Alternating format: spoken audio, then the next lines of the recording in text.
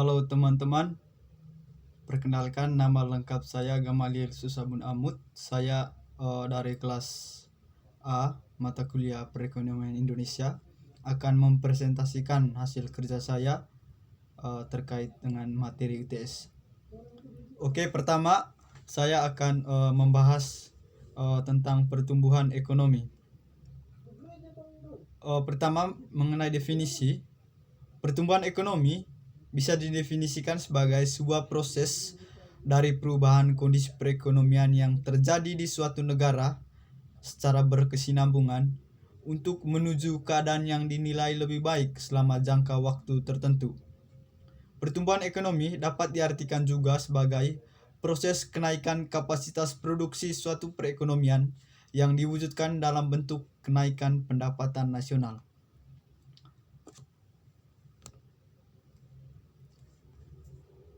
Berikut berkaitan dengan teori pertumbuhan ekonomi. Secara umum, teori pertumbuhan ekonomi dapat dikelompokkan menjadi dua bagian, yaitu yang pertama, teori pertumbuhan ekonomi klasik, dan yang kedua, teori pertumbuhan ekonomi modern.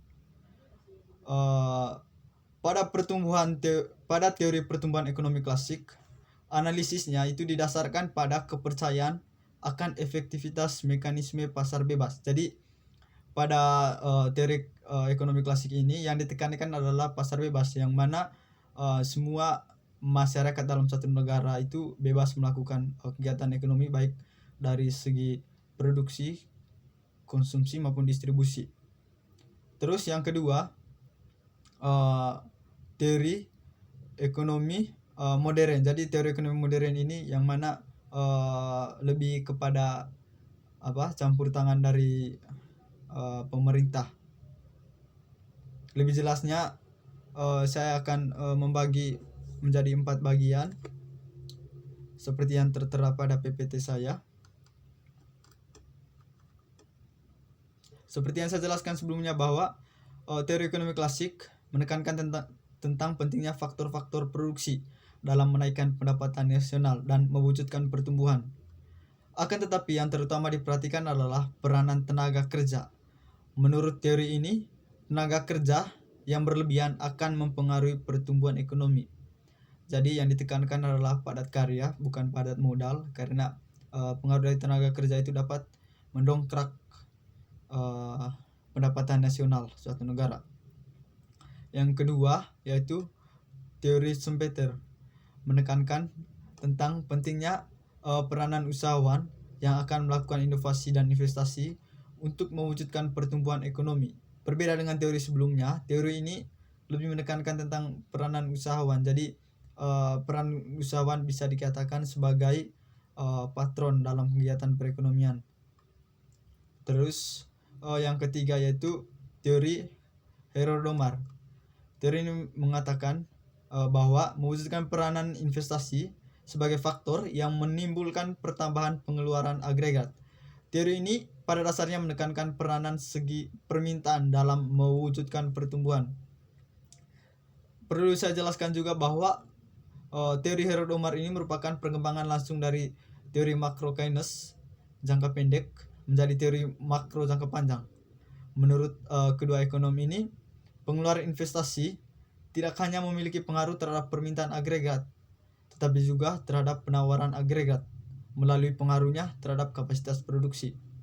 Dalam perspektif yang lebih panjang ini, investasi menambah stok kapital. Hrodomar mengatakan bahwa setiap penambahan stok kapital masyarakat itu dapat meningkatkan kemampuan masyarakat untuk menghasilkan output. Dalam hal ini, output yang dimaksud adalah output potensial yang bisa dihasilkan dengan stok kapital yang ada.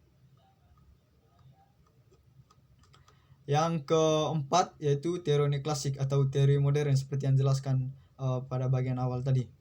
Teori neoklasik ini atau teori modern mengatakan bahwa melalui kajian empirikal, teori ini menunjukkan bahwa perkembangan teknologi dan peningkatan kemahiran masyarakat merupakan faktor yang terpenting yang mewujudkan pertumbuhan ekonomi. Jadi pertumbuhan ekonomi itu perlu disokong oleh oleh perkembangan teknologi. Jadi teknologi bisa memberikan kemudahan serta efektivitas dan efisiensi bagi kegiatan perekonomian. Berikut tentang indikator pertumbuhan ekonomi. Secara umum, indikator yang digunakan untuk mengukur pertumbuhan ekonomi adalah tingkat pertumbuhan produk domestik bruto atau PDB. Menurut Susanti pada tahun 2007, produk domestik bruto dijadikan indikator pertumbuhan ekonomi karena beberapa alasan.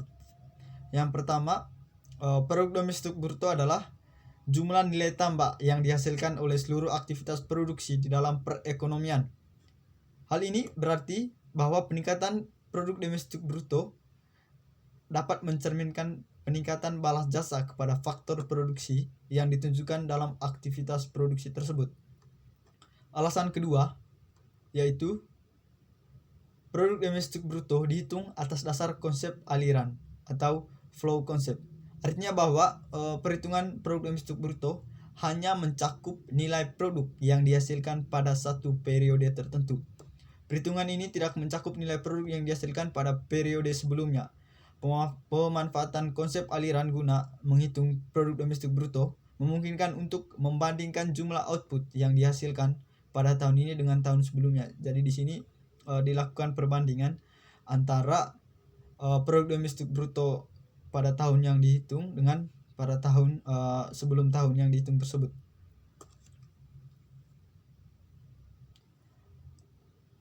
Alasan ketiga yaitu bahwa batas wilayah perhitungan produk domestik bruto adalah negara atau perekonomian domestik. Hal ini memungkinkan untuk mengukur sejauh mana kebijaksanaan ekonomi yang diterapkan pemerintah mampu mendorong perekonomian domestik. Jadi lingkup atau spektrum dari produk domestik bruto ini hanya pada perekonomian suatu negara. Jadi jelas batasannya. Perlu saya jelaskan juga bahwa dalam menghitung tingkat pertumbuhan ekonomi, data produk domestik bruto yang digunakan adalah data produk domestik bruto yang real atau berdasarkan atas harga yang konstan. Karena dengan penggunaan data produk domestik bruto yang real, pengaruh perubahan harga terhadap nilai produk domestik bruto atas dasar harga berlaku telah dihilangkan. Saya mengutip ini dari Jurnal Ilmiah Ekonomi dan Bisnis yang ditulis oleh Soleh yang berjudul Pertumbuhan Ekonomi dan Kemiskinan di Indonesia. Berikut saya masuk kepada data-data tentang pertumbuhan ekonomi. Pertama, data untuk tahun 2019. Saya merangkum beberapa. Yang pertama yaitu perekonomian Indonesia pada tahun 2019 yang diukur berdasarkan produk domestik bruto atas dasar harga berlaku mencapai 15.833,9 triliun dan produk domestik bruto per kapita mencapai 59,1 juta atau 4.174,9 dolar Amerika. Poin yang kedua yaitu ekonomi Indonesia tahun 2019 tumbuh pada angka 5,02%, lebih rendah dibanding capaian tahun 2018 yaitu sebesar 5,17%. Dari sisi produksi, pertumbuhan tertinggi dicapai lapangan usaha jasa lainnya sebesar 10,55%. Dari sisi pengeluaran, pertumbuhan tertinggi dicapai oleh komponen pengeluaran konsumsi lembaga non-profit yang melayani rumah tangga atau disingkat dengan PK LNPRT sebesar 10,62%. Poin berikutnya yaitu ekonomi Indonesia pada triwulan 4 tahun 2019 dibandingkan triwulan 4 pada tahun sebelumnya yaitu tahun 2018 tumbuh 4,97%. Dari sisi produksi, pertumbuhan didorong oleh semua lapangan usaha dengan pertumbuhan tertinggi dicapai lapangan usaha jasa lainnya sebesar 10,78%. Dari sisi pengeluaran, pertumbuhan tertinggi dicapai oleh komponen pengeluaran konsumsi rumah tangga atau disingkat PKRT sebesar 4,97%. Kita dapat menyimpulkan atau melihat bahwa di sini terjadi peningkatan pertumbuhan ekonomi Indonesia secara umum dari sisi produksi dan dari sisi pengeluaran jika dibandingkan dengan tingkat pertumbuhan perekonomian Indonesia pada tahun 2018 tahun sebelumnya. Poin yang berikutnya yaitu ekonomi Indonesia pada triwulan keempat 2019 dibanding triwulan 3 pada 2019 mengalami kontraksi sebesar 1,74%. Dari sisi produksi, hal ini disebabkan oleh efek musiman pada lapangan usaha pertanian, kehutanan, dan perikanan yang mengalami penurunan 20,52%. Dari sisi pengeluaran disebabkan oleh komponen ekspor barang dan jasa yang mengalami kontraksi sebesar 2,55%. Namun berdasarkan data yang saya jelaskan sebelumnya bahwa ini terjadi sedikit penurunan dari triwulan 3 menuju triwulan 4 karena ada beberapa faktor seperti yang saya jelaskan sebelumnya. Poin yang terakhir berkaitan dengan pertumbuhan ekonomi Indonesia tahun 2019, yaitu struktur ekonomi Indonesia secara spasial pada tahun 2019 didominasi oleh kelompok provinsi di Pulau Jawa dan Pulau Sumatera. Pulau Jawa memberikan kontribusi terbesar terhadap produk domestik bruto yakni sebesar 59,00%, diikuti oleh Pulau Sumatera sebesar 21,32% dan Pulau Kalimantan sebesar 8,05%. Dari data ini kita bisa melihat bahwa struktur ekonomi Indonesia bisa dikatakan masih berpusat pada Pulau Jawa karena Pulau Jawa bisa dikatakan sebagai Pulau Jawa memiliki beberapa kota yang adalah kota-kota industri dan menjadi penyumbang utama dalam produk domestik bruto dan pendapatan per kapita negara Indonesia. Selanjutnya, data tentang pertumbuhan ekonomi Indonesia pada tahun 2020. Ada beberapa poin yang saya catat berdasarkan literatur yang saya baca. Yang pertama yaitu perekonomian Indonesia tahun 2020 yang diukur berdasarkan produk domestik bruto atau PDB atas dasar harga berlaku mencapai 15.434,2 triliun rupiah dan produk domestik bruto per kapita mencapai 56,9 juta atau 3.911,7 dolar Amerika. Poin kedua yaitu ekonomi Indonesia tahun 2020 mengalami kontraksi pertumbuhan sebesar 2,07% dibandingkan tahun 2019. Dari sisi produksi, kontraksi pertumbuhan terdalam terjadi pada lapangan usaha transportasi dan pergudangan sebesar 15,04%. Sementara itu, dari sisi pengeluaran, hampir semua komponen terkontraksi. Komponen ekspor barang dan jasa menjadi komponen dengan kontraksi terdalam sebesar 7,70%. Sementara impor barang dan jasa yang merupakan faktor pengurang terkontraksi sebesar 14,71%. Di sini kita bisa melihat bahwa lapangan usaha transportasi dan pergudangan berpengaruh terhadap kontraksi pertumbuhan perekonomian Indonesia. Yang mana kita tahu bahwa pada tahun 2020 itu terjadi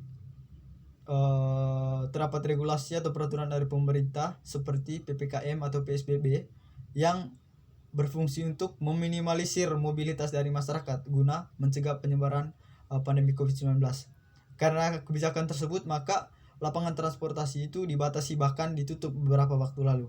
Makanya berdampak pada pertumbuhan ekonomi Indonesia yang mana terjadi kontraksi pada angka-angka seperti yang saya jelaskan sebelumnya. Terus poin yang ketiga yaitu ekonomi Indonesia triwulan 4 pada tahun 2020 terhadap triwulan 4 tahun 2019 mengalami kontraksi pertumbuhan sebesar 2,19%. Dari sisi produksi, lapangan usaha transportasi dan pergudangan mengalami kontraksi pertumbuhan terdalam sebesar 13,42%. Dari sisi pengeluaran, komponen ekspor barang dan jasa mengalami kontraksi pertumbuhan terdalam sebesar 7,21%. Sementara impor barang dan jasa yang merupakan faktor pengurang terkontraksi sebesar 13,50%. Hal ini tidak bisa terlepas dari pengaruh atau efek dari pandemi COVID-19, yang mana Indonesia terdampak COVID-19 itu lebih parah pada tahun 2020 dibandingkan pada tahun 2019. Poin selanjutnya yaitu ekonomi Indonesia pada triwulan 4 tahun 2020 terhadap triwulan sebelumnya mengalami kontraksi pertumbuhan sebesar 0,42%. Dari sisi produksi, kontraksi pertumbuhan terdalam terjadi pada lapangan usaha pertanian, kehutanan, dan perikanan sebesar 20,15%. Dari usaha pengeluaran, pertumbuhan tertinggi dicapai oleh komponen pengeluaran konsumsi pemerintah atau disingkat PKP yang tumbuh sebesar 27,15%. Poin yang terakhir yaitu struktur ekonomi Indonesia secara spasial pada 2020 didominasi oleh kelompok provinsi di Pulau Jawa sebesar 58,75%. Dengan kinerja ekonomi mengalami kontraksi pertumbuhan sebesar 2,51%. Sama seperti data sebelumnya, tahun sebelumnya bahwa Pulau Jawa tetap menjadi industri sentris untuk konteks negara Indonesia. Selanjutnya tentang prospek pertumbuhan ekonomi Indonesia pada tahun 2021. Pada kuartal 4 2021, pertumbuhan ekonomi diperkirakan berada pada rentangan 4,6% sampai 5,9%. Secara keseluruhan, dengan pertumbuhan modal pada triwulan 2 2021 yang tinggi, proyeksi pertumbuhan ekonomi Indonesia 2021 akan berada pada kisaran 3,7% hingga 4,5%. Pertumbuhan ekonomi Indonesia tahun 2021 diharapkan semakin membaik, yang mana pemerintah sudah melalui Menteri Keuangan sudah melakukan berbagai upaya untuk meningkatkan pertumbuhan ekonomi Indonesia, atau setidaknya dapat memulihkan pertumbuhan perekonomian Indonesia dari pengaruh pandemi COVID-19. Selanjutnya, topik kedua yang akan saya bahas yaitu mengenai stabilitas ekonomi. Stabilitas perekonomian itu bisa didefinisikan sebagai prasyarat dasar untuk tercapainya peningkatan kesejahteraan rakyat melalui pertumbuhan yang tinggi dan peningkatan kualitas pertumbuhan. Stabilitas ekonomi merupakan dasar tercapainya peningkatan kesejahteraan rakyat, yaitu melalui peningkatan pertumbuhan ekonomi yang tinggi. Stabilitas ekonomi akan dicapai ketika terdapat keseimbangan atau kesinambungan antara permintaan domestik dengan pengeluaran domestik, tabungan, dan investasi. Salah satu upaya untuk menjaga stabilitas ekonomi yaitu melalui langkah-langkah tertentu yang memperkuat daya tahan perekonomian domestik terhadap berbagai guncangan yang muncul, baik dalam negeri maupun luar negeri. Dalam konteks Indonesia sendiri, perekonomian bisa dikatakan belum stabil. Hal ini tentu dapat disebabkan oleh beberapa hal, salah satunya yaitu inflasi yang tinggi. Inflasi yang tinggi seringkali disebabkan oleh krisis global, kesalahan manajemen, kurangnya produksi, dan perubahan sistem ekonomi. Apalagi kita tahu sekarang bahwa pandemi COVID-19 berdampak buruk bagi ekonomi Indonesia, yang mana harga-harga barang menjadi naik, daya beli masyarakat menjadi turun, inflasi yang tinggi, bahkan bisa dikatakan krisis secara mengglobal, dan bukan hanya untuk konteks Indonesia tapi untuk seluruh dunia. Berikut indikator stabilitas ekonomi. Ada beberapa indikator. Yang pertama yaitu produk domestik bruto. Produk domestik bruto atau PDB dianggap sebagai indikator utama kinerja ekonomi makro. PDB nominal menunjukkan sejumlah hal yang dialami sebuah negara. Meski begitu, PDB bukan ukuran ekonomi yang sempurna. Pada PDB misalnya tidak mencakup transaksi non-pasar seperti transaksi ekonomi bawah tanah atau underground ekonomi dan transaksi barter. Di samping itu, PDB juga tidak menginformasikan ada atau tidaknya peningkatan kualitas produk dalam perekonomian. Belum lagi data PDB umumnya dipublikasikan per 3 bulan maksudnya.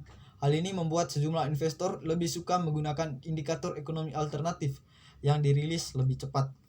Indikator stabilitas ekonomi yang kedua yaitu inflasi. Seperti yang saya jelaskan sebelumnya bahwa inflasi sering digunakan untuk menentukan apakah ekonomi itu stabil atau tidak. Jika inflasinya tinggi, maka stabilitas ekonomi bisa dikatakan kurang. Inflasi sering digunakan oleh analis keuangan untuk mengetahui kondisi ekonomi di suatu negara. Hal ini mengingat pengaruhnya yang signifikan terhadap kinerja perusahaan dan aset. Inflasi pun kerap menjadi acuan dalam pengambilan keputusan moneter. Bank Indonesia contohnya menentukan kebijakan moneternya berdasarkan upaya untuk mencapai sasaran inflasi tertentu. Kerangka ini dikenal dengan istilah Inflation Targeting Framework. Pengukuran tingkat inflasi sendiri sering menggunakan salah satu indikator, yaitu indeks harga konsumen atau IHK. Biasanya otoritas moneter fokus pada inflasi inti daripada inflasi secara keseluruhan. Inflasi inti tidak mencakup barang-barang dengan volatilitas harga yang tinggi, misalnya energi dan produk terkait makanan. Indikator yang ketiga yaitu neraca perdagangan. Semua negara di dunia tidak terlepas dari aktivitas perdagangan, termasuk Indonesia. Kegiatan ekspor dan impor di Indonesia banyak dipengaruhi oleh faktor eksternal dan internal. Faktor eksternal antara lain kondisi perekonomian dunia, kondisi keuangan global, dan inflasi yang terjadi di luar negara Indonesia, termasuk kebijakan perdagangan dan kebijakan luar negeri yang diberlakukan oleh negara Indikator yang keempat yaitu penerimaan dan pengeluaran negara. Indonesia sebagai negara berkembang masih sangat bergantung terhadap kondisi arus perekonomian global. Perekonomian global masih mengandung unsur ketidakpastian. Meskipun demikian, kabar baik datang dari membaiknya perekonomian Amerika sebagai motor utama dalam perekonomian global saat ini. Penerimaan dan pengeluaran negara dikatakan sebagai indikator stabilitas ekonomi karena jika penerimaan suatu negara itu melebihi pengeluaran, maka bisa dikatakan ekonomi negara tersebut stabil. Tapi jika sebaliknya, yaitu pengeluaran lebih tinggi dibanding penerimaan, maka ekonomi negara tersebut bisa dikatakan tidak stabil. Hal ini tidak terlepas dari kegiatan ekspor dan impor yang dilakukan oleh negara. Seperti yang saya jelaskan pada indikator sebelumnya yaitu neraca perdagangan, bahwa jika ekspor itu lebih tinggi dibandingkan impor, maka ekonomi negara tersebut bisa dikatakan stabil karena penerimaan melebihi pengeluaran. Jika sebaliknya bahwa impor melebihi ekspor, maka ekonomi negara tersebut bisa dikatakan atau bisa tergolong tidak stabil karena pengeluaran itu melebihi penerimaan negara. Indikator terakhir yaitu moneter. Meningkatnya pertumbuhan perekonomian Indonesia dan terciptanya stabilitas ekonomi nasional adalah tujuan penerapan kebijakan moneter. Hal ini mengapa moneter dijadikan indikator stabilitas ekonomi. Menurut Bank Indonesia, kebijakan moneter merupakan kebijakan yang dilakukan dengan target akhir yang ingin dicapai adalah menjaga dan meningkatkan kesejahteraan ekonomi masyarakat. Berdasarkan Undang-Undang Nomor 3 Tahun 2004, eksekutor dari pelaksanaan kebijakan moneter Indonesia adalah Bank Indonesia, yang mana merupakan bank sentral atau bank utama di Indonesia. Oke, selanjutnya saya akan menjelaskan data-data berkaitan dengan stabilitas ekonomi Indonesia. Pertama, untuk tahun 2019, untuk produk domestik bruto, kondisi perekonomian Indonesia pada triwulan 1 tahun 2019 tidak jauh berbeda dengan kondisi di tahun sebelumnya. Dilihat berdasarkan harga berlaku, struktur produk domestik bruto nasional masih didominasi oleh kategori industri pengolahan, kategori perdagangan besar dan eceran, reparasi mobil dan sepeda motor, serta kategori pertanian, kehutanan, dan perikanan. Besar kontribusi pada triwulan 1 tahun 2019 dari ketiga kategori tersebut lebih besar dibandingkan kontribusi pada perekonomian selama tahun 2018. Jadi bisa dikatakan bahwa stabilitas ekonomi pada triwulan 1 tahun 2019 itu mengalami peningkatan. Pada kategori industri pengolahan, kontribusi di triwulan 1 sebesar 20,07% dari total PDB. Sedangkan pada kategori perdagangan besar dan eceran dan kategori pertanian masing-masing berkontribusi sebesar 13,2% dan 12,65% dari total PDB. Ketika dilihat berdasarkan laju pertumbuhannya, ketiga kategori tersebut tumbuh dengan nilai positif. Hal ini dapat diartikan bahwa ketiga kategori tersebut berkembang dengan baik di awal tahun 2019. Laju pertumbuhan di triwulan 1 tahun 2019 mengalami pertumbuhan yang negatif dibandingkan dengan kondisi triwulan 4 tahun 2018.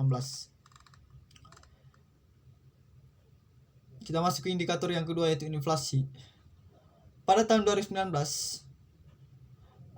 pada awal tahun 2019, pada bulan Januari, terjadi inflasi sebesar 0,32%, di mana kelompok bahan makanan masih menjadi penyumbang terbesar dengan angka inflasi mencapai 0,92%, diikuti oleh kelompok sandang dengan angka inflasi 0,47%. Pada bulan Februari 2019, terjadi deflasi sebesar 0,08%, dan di bulan Maret 2019 terjadi inflasi 0,11%. Kelompok bahan makanan di bulan Februari sampai Maret mengalami deflasi masing-masing 1,11% dan 0,01%. Inflasi yang mengalami sedikit peningkatan pada awal tahun 2019 ini dipengaruhi oleh daya beli masyarakat yang menurun. Berikut dari sisi neraca perdagangan.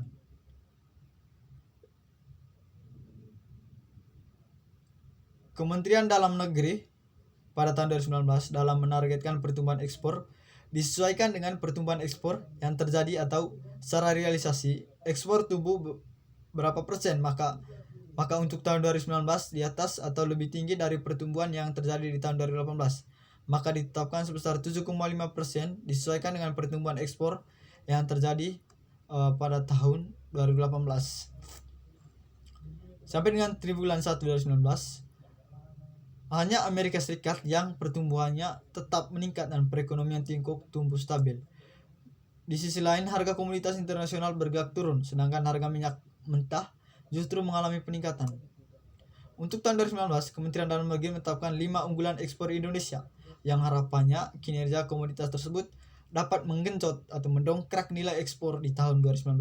5 komoditi ekspor prioritas tersebut yaitu makanan dan minuman, tekstil dan pakaian, otomotif, elektronik, dan kimia. Kegiatan ekspor mempunyai andil yang sangat penting dalam memacu pertumbuhan ekonomi karena sebagai penghasil devisa negara.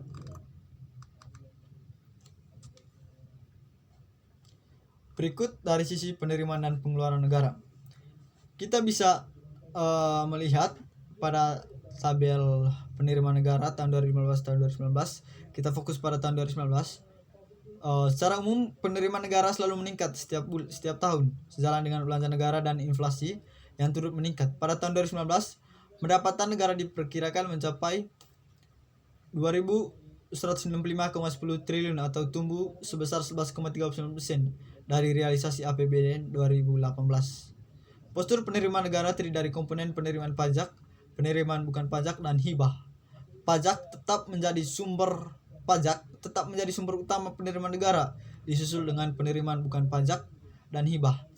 Penerimaan dari hibah adalah yang terkecil dan tidak bisa diandalkan sebagai penerimaan yang utama karena hibah yang diterima oleh pemerintah sangat tergantung pada komitmen dan jenis kegiatan yang ditargetkan oleh pemberi hibah. Berikut kita melihat dari sisi pengeluaran di tabel ujung kanan atas. Kita bisa melihat bahwa pada tahun 2019 itu mengalami peningkatan belanja negara dari tahun 2018 dan tahun-tahun sebelumnya, yaitu sebesar 2.461,11 triliun rupiah, yang mana yang menduduki belanja tertinggi yaitu belanja pemerintah pusat yang terdiri dari belanja KL dan belanja non KL.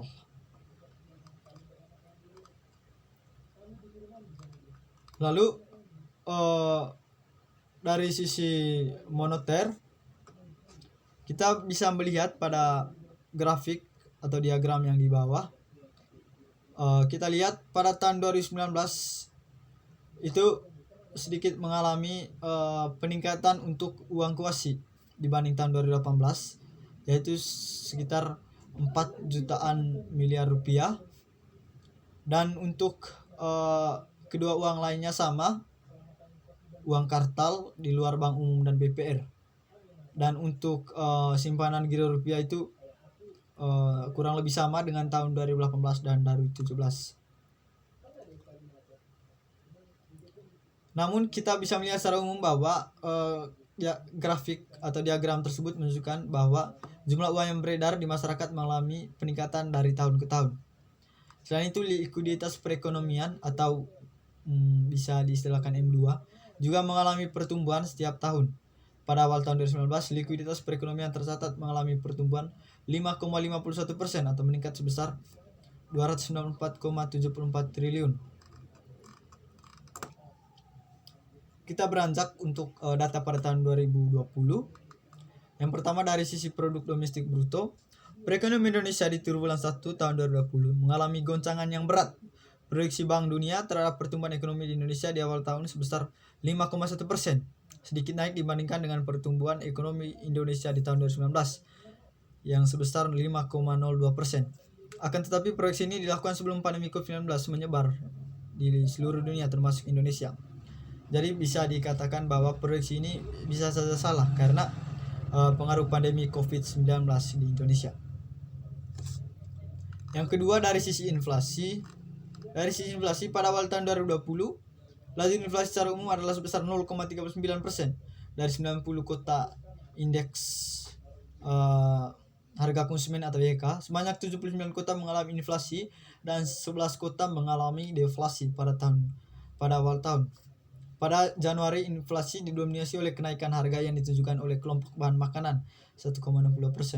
Hal yang sama juga terjadi pada bulan Februari, di mana bahan makanan menjadi penyumbang terbesar dengan inflasi sebesar 0,95%. Seperti yang saya jelaskan bahwa ini semua tidak terlepas dari pengaruh pandemi COVID-19 yang mana mempengaruhi semua harga barang dan jasa menjadi naik, sehingga daya beli masyarakat menurun, sehingga menimbulkan inflasi. Dari sisi neraca perdagangan, pada awal tahun 2020, di tengah ketidakpastian ekonomi global serta adanya pandemi COVID-19, neraca perdagangan Indonesia justru memberikan sinyal positif. Pada triwulan 1 2020, neraca perdagangan Indonesia surplus sebesar 2,59 miliar dolar. Angka tersebut membaik dibandingkan kondisi triwulan 1 2019 yang defisit sebesar 0,63 miliar rupiah. Surplus tersebut ditopang oleh baiknya kinerja ekspor non-migas yang berpengaruh pada surplus neraca perdagangan non-migas mencapai 5,66 miliar rupiah. Sementara itu neraca perdagangan migas mengalami defisit mencapai 3,07 miliar dolar. Berikut dari sisi penerimaan dan pengeluaran negara. Dari tabel tersebut kita bisa melihat bahwa dari tabel penerimaan, secara umum penerimaan negara selalu meningkat setiap tahun sejalan dengan belanja negara dan inflasi yang turun meningkat. Namun pada 2020 terjadi perubahan target penerimaan yang mengalami penurunan cukup signifikan karena pandemi. Pada tahun 2020 pendapatan negara diperkirakan hanya mencapai 1.659,95 triliun rupiah, turun 13,14% dari realisasi APBN 2019. Postur penerimaan negara terdiri dari komponen penerimaan pajak, penerimaan bukan pajak, dan hibah. Pajak tetap menjadi sumber utama, seperti data pada tahun 2019. Berikut untuk aspek pengeluaran negara, kita bisa melihat bahwa jika kita melihat lebih rinci, anggaran pengeluaran pemerintah pusat terdiri dari pengeluaran untuk kementerian atau lembaga atau KL dan untuk non-kementerian lembaga. Pengeluaran pada tahun 2020 lebih tinggi dibandingkan realisasi APBN 2019, yaitu sebesar 2.739,17 triliun rupiah. Dari sisi moneter,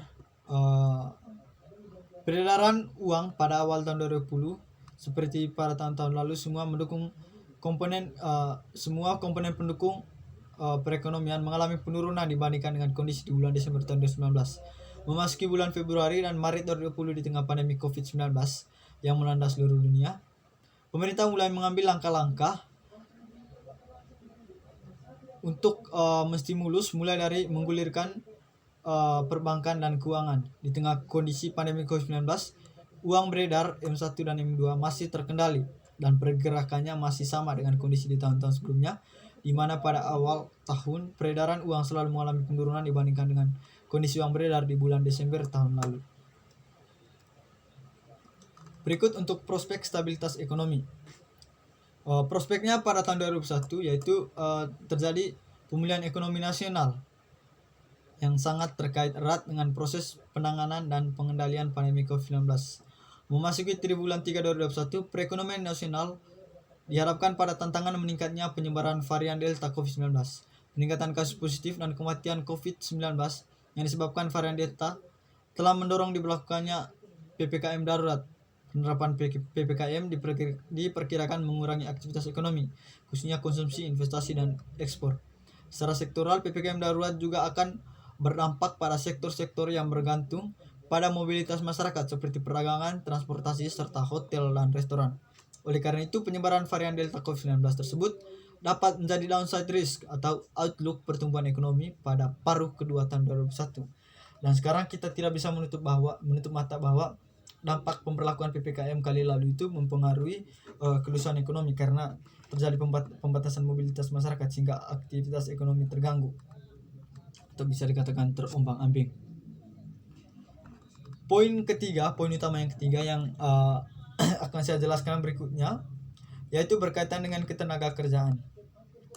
Dari sisi definisinya, ketenaga kerjaan adalah segala sesuatu yang berhubungan dengan tenaga kerja pada waktu sebelum, selama, dan setelah selesai masa hubungan kerja, baik pada pekerjaan yang menghasilkan barang maupun pekerjaan berupa yang menghasilkan jasa.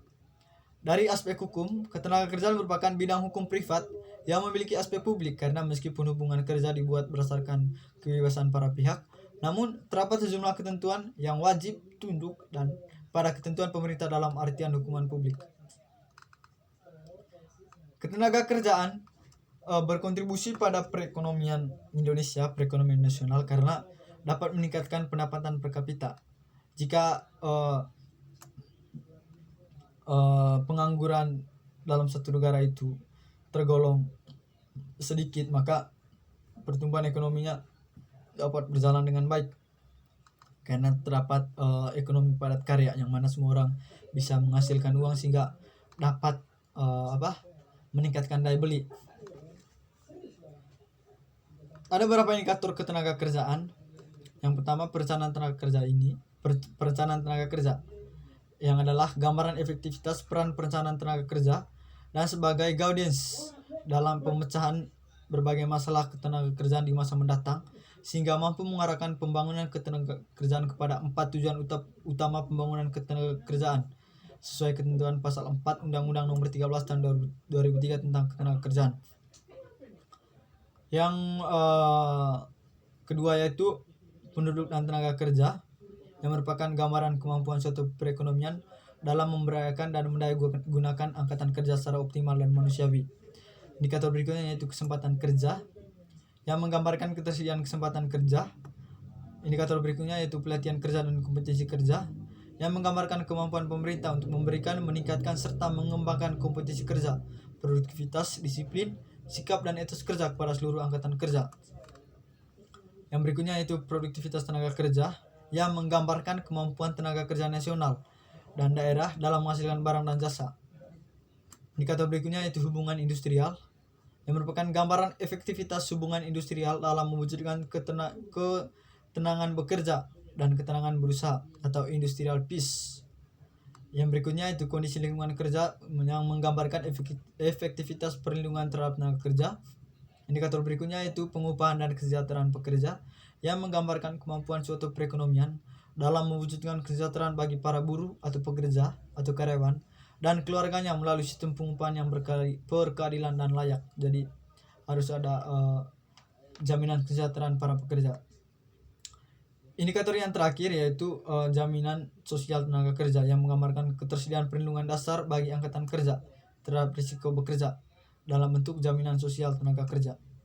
Oke, kita akan beranjak ke data-data. Dari tabel tersebut kita bisa melihat bahwa angkatan kerja di Indonesia dari tahun ke tahun secara umum mengalami peningkatan, yang mana pada tahun 2019 angkatan kerja laki-laki pada data per Februari 2019 yaitu laki-laki dan perempuan itu sejumlah 129.366.192 jiwa. Itu meningkat dari tahun 2018 yaitu sejumlah 124.450 jiwa. Dan untuk pengangguran yaitu terjadi penurunan, yang mana pada tahun 2018 jumlah keseluruhan pengangguran yaitu 7.691 dan terjadi penurunan untuk data per Februari 2019 yaitu sebesar 6.816.840. Kemudian untuk tahun 2020 kita bisa melihat bahwa dibandingkan pada tahun 2019 masih sama, yaitu jumlah orang yang bekerja atau angkatan kerja itu mengalami peningkatan dari angka 126.515.119 jiwa menjadi 131.023.808 juta jiwa. Dan pengangguran juga mengalami penurunan yang signifikan, yaitu dari angka 7.045.761 rupiah menjadi 6.882.200 jiwa.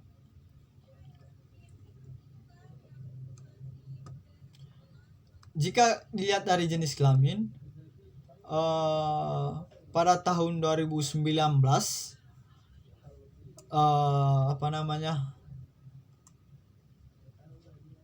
laki-laki dan perempuan itu secara umum mengalami peningkatan,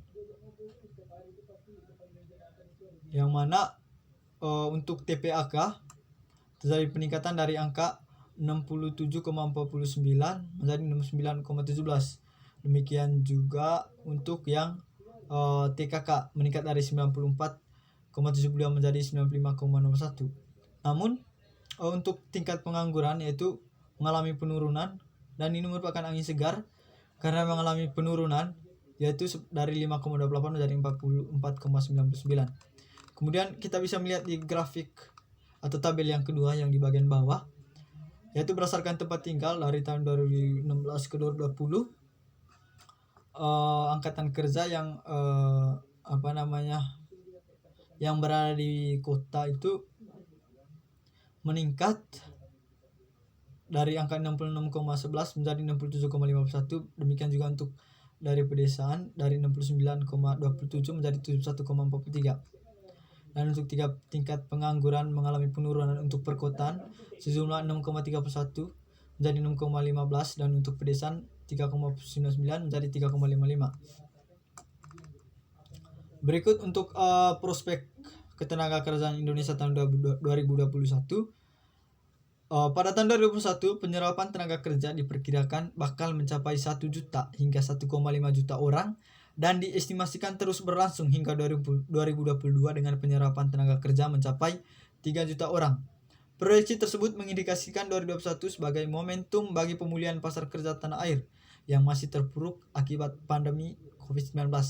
Kita tahu bersama bahwa pandemi COVID-19 menimbulkan banyaknya pemutusan hubungan kerja atau PHK yang dapat meningkatkan pengangguran.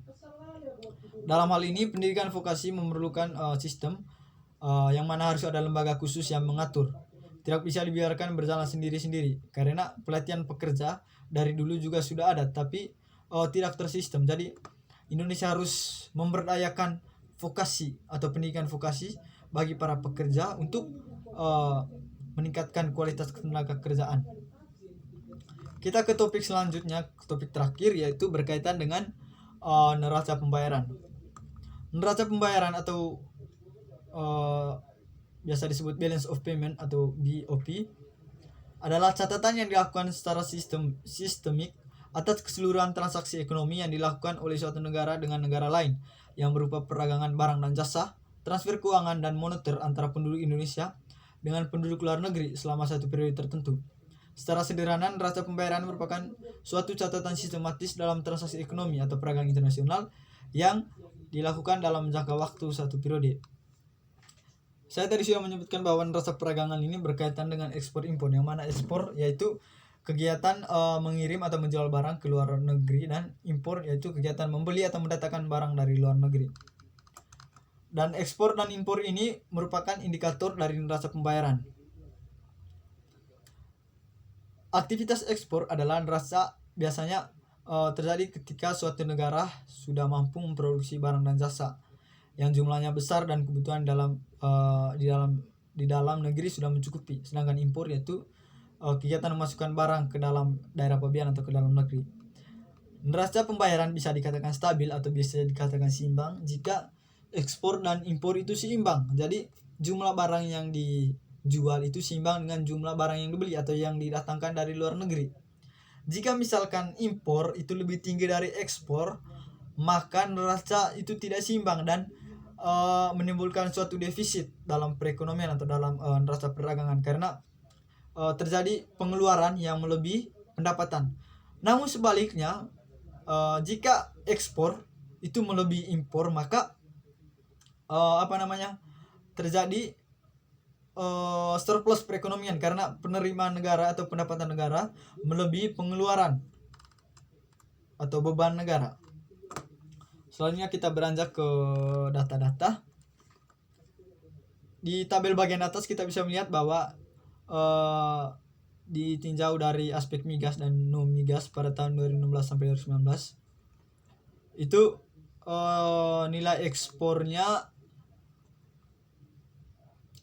apa namanya,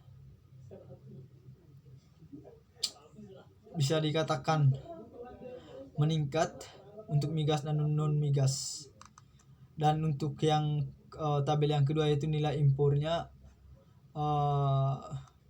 jika dibandingkan tahun 2018 dan 2019 yaitu secara umum mengalami kenaikan. Di sini datanya pada tahun 2019 hanya diambil dari triwulan pertama yaitu data Januari sampai Maret.